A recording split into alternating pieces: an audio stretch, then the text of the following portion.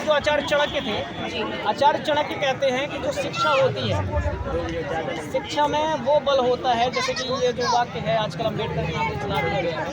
आचार्य चाणक्य जब मगध जाते हैं और मगध में उन्हें मार के भगा दिया जाता है, तो आचार्य चाणक्य कहते हैं कि यदि मेरे सामर्थ्य में बल होगा तो मैं ऐसा व्यक्ति तैयार कर दूंगा कि पूरे भारत का राज देगा।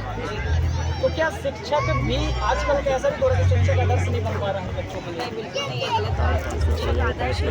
आज भी यदि हम 20 बच्चों की कक्षा में पढ़ा रहे हैं तो उसमें से ऐसा नहीं कि सारे बच्चे ही पढ़ाई नहीं करते, कुछ भी है, सभी बच्चे पढ़ाई करते हैं। मैंने फिर भी यहाँ भी बोला ना कि शिक्षक की भी जो एक वैल्यू और रिस्पेक्ट है, वहाँ भी पेरेंट्स का ही सबसे ज़्यादा महत्व है।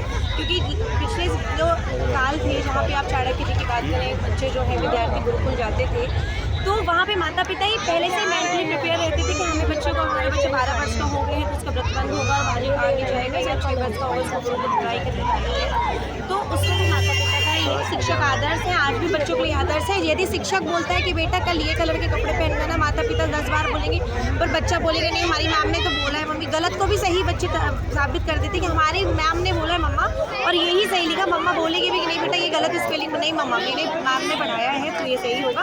बिल्कुल आदर्श है बच्चे के लिए। शिक्षक आज भी आदर्श है और पहले भी थे, क्योंकि गुरु तो सर्वश्रेष्ठ है।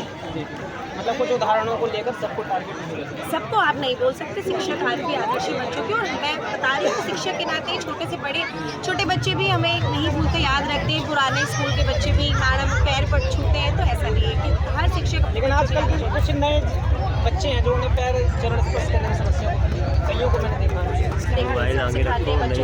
हाँ बस वही है ना, थोड़ा सा बच्चों में आ रहा है वो प्रॉब्लम, वो चीज़ें हैं। पर शिक्षक तो अच्छी चीज़ें ही सिखाते हैं। माता पिता का भी हम उसमें सपोर्ट ही चाहते हैं कि वो भी बच्चे को बचपन से ही सिखाएं कि बेटा पैर छुओ, कि दादी है कि दादाजी है कि बड़े हैं अपने से।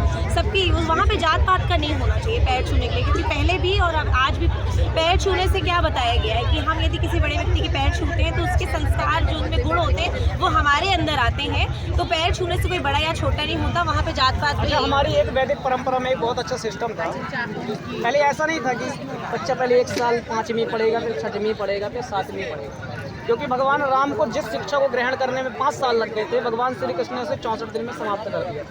हमारी पहले गुरु के लिए परंपरा ऐसी थी कि व्यक्ति के सामर्थ्य को देखा जाता था।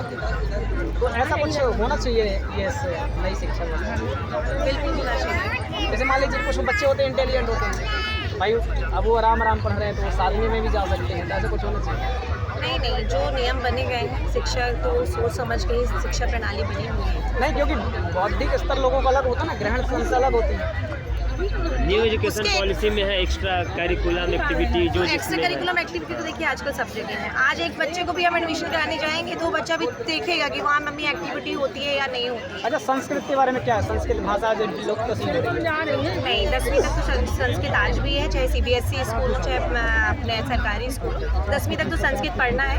हाँ, बच्चों का कहीं ना कहीं इंटरेस्ट थोड़ा सा कम हो रहा है, पर उसमें भी पढ़ाने के तरीके में भी है कि कितना एक शिक्षक बच्चों के अंतरात्मा में संस्कृत के विषय जागृत कर सकता है और इंटरेस्ट रख सकता है। ठीक।